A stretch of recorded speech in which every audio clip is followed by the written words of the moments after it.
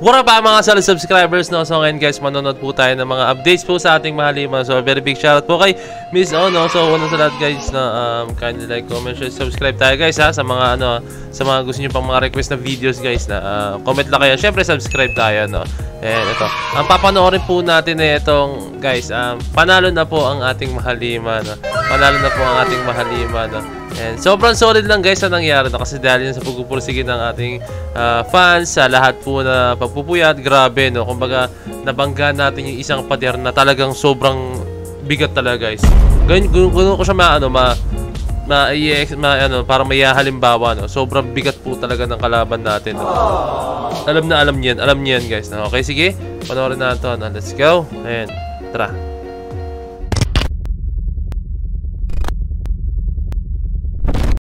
Groups are helping SB19 in the finals of Billboard Fan Army 2024. Yan na maganda.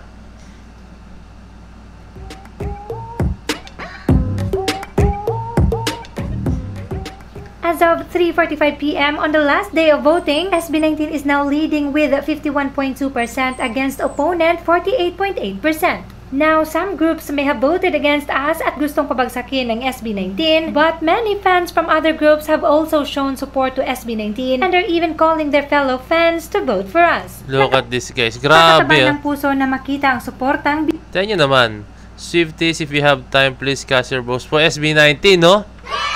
Grabe yun guys. Okay, hello 18 Anchor, boom, grabe na. Nakakatuwa, sobrang natuwa ako guys, no?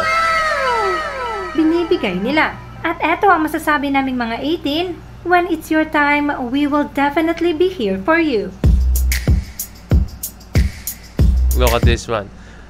Swifties, if you have time, please cast your votes to SB19 for Billboard Fan Army. Their fandom 18 has been great help in our VMA's voting journey, no? Sweet naman.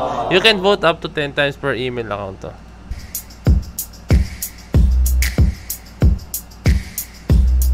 Yan, si Barda, one of the artists featured in Pulang Araw OST Kapangyarihan is final round. Okay, their fans 18 has been great help in promoting. Grabe, puro 18 yung nabasa ko guys, no. Nakakatuwa. Okay, SB19 na artist Pulang Araw. Okay, galing.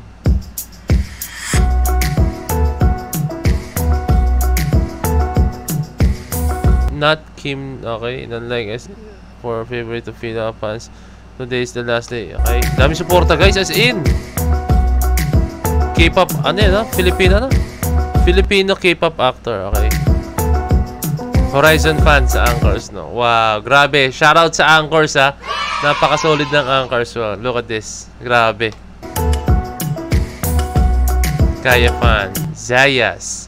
Para sa mga kuya ng Kaya. Let's go.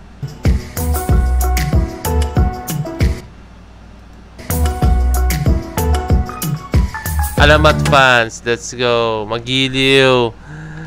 Wow, look at this support guys, no? Sana laging ganito, no? Yung mga nabasa natin yun. Talagang so much love lang guys. Na walang negativity ako nakikita. Walang negative. Talagang spread positivities lang talaga guys. Yun nakikita ako dito guys. Sobrang nakakatuwa.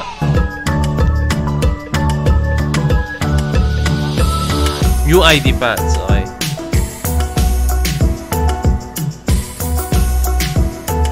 Blink. Oh, Blink. Let's go. So, as always, no? Talagang nakakatuwa po yung mga ganito, guys, no? Na todo suporta po yung ibang fandom sa SB19, no?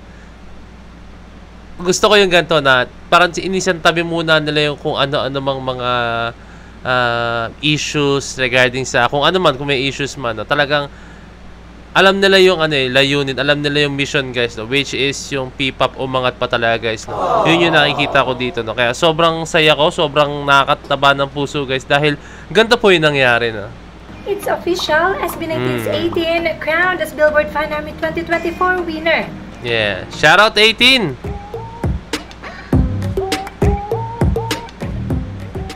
This year is so intense. 18 has faced many adversaries, but with unity, determination, and faith, we have won it again for the second time. Yes, SB19's 18 is Billboard Fan Army Face Off 2024's strongest army. Sa lahat ng mga tumulong, maging sa lahat ng mga gustong magpabagsak, thank you for making us more motivated than ever.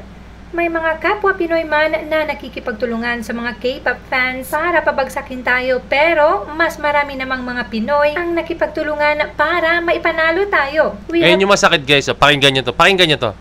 Ito rin actually na ano ko to. Kumbaga, isa to sa mga na-encounter ko guys. Than ever.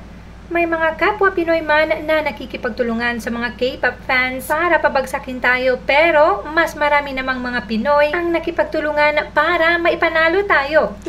Hindi natin masisi guys yung ibang fans or ibang mga kababayan natin na mas sinusuportahan yung ibang artist. No? Hindi natin masisi yan guys. Hindi natin sila masisi. No? Pero para sa akin lang, this is just my own opinion. No? Mas solid siguro, mas okay na suportahan natin yung mga kababayan natin, no? Mga local artists natin, no? Which is SB19. No? Dahil po, ano yan eh, alam mo yun, Pinoy ka eh. Siguro mas okay na suportahan mo yung kapwa Pinoy mo. No? Mas okay, para sa akin, mas okay yun. No? Pero syempre, kanya-kanya po tayo ng pananaw, kanya-kanya tayo ng opinion, kanya-kanya tayo ng ating mga sinusuportahang artist. No? Wala naman ano yan eh, kumbaga hindi na sila kailangan kontrolin. No? Pero sa akin lang po naman, no? Mas okay na yung kababayan mo iboboto mo, no? Pero again, hindi ko sila masisi kung ba't ngayon yung decision nila, no? Siguro I think hindi pa nila ganun kakilala ang ating Mahalima, hindi pa nila talaga masyadong napapakinggan yung mga musika nila, no? Hindi pa nila talaga na-appreciate, no? Pero once kasi na mapakinggan mo ang ating Mahalima, like yung mga kanta nila, no? Talagang ano yan eh, tuloy-tuloy na po yan. No? Ako kasi dyan ako na-hook talaga guys. No? Nung tuloy-tuloy kong pinapakinggan yung mga kanta ng SB19, doon ako na-hook and dumating sa point na mapanood yung mga vlogs nila. Diba? Doon ako na-hook eh. Yung to the point na sinasoundtrip ko na siya. Parang yung kahit normal na araw lang na ano, na naka-random siya sa playlist ko. Talagang pag pinakinggan mo talaga siya is solid na. No? Hindi siya yung to the point na isi-search ko pa. No? Talagang alam mo yan, parang naka-recommended na po siya sa aking playlist, no? Parang ganyan yung, ano guys, yung pinaka-madaling term. Naka-recommended na siya, no? Like, kahit mag-random ako, dadaan siya, or kahit i-search ko SB19, automatic na siya mag-play na sunod-sunod na kanta ng SB19, no? Ganon. Kaya, I think yung mga taong to is hindi pa nila talaga totally na ano ang SB19, or nakatatak pa rin sa utak nila yung bagay na, alam mo na tayo po, ang pipa po is hanggang ngayon daw po is talagang naka-attach pa rin sa ano, sa K-pop, no? Sa K-pop talaga naka-attach pa rin, no? Although na meron po tayo mga upcoming or mga bagong P-pop groups, no? Or P-pop artists, no? Na talagang andun yung imahe ng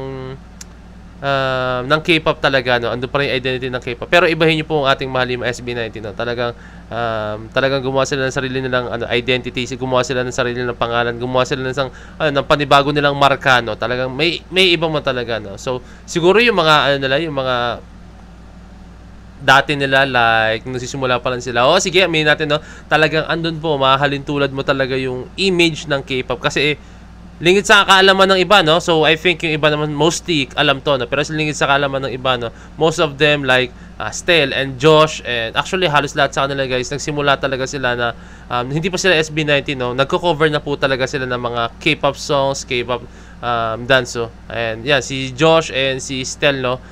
Nakikita ko yan, sinusuportahan ko talaga sila nung sa Seon days pa nila, no?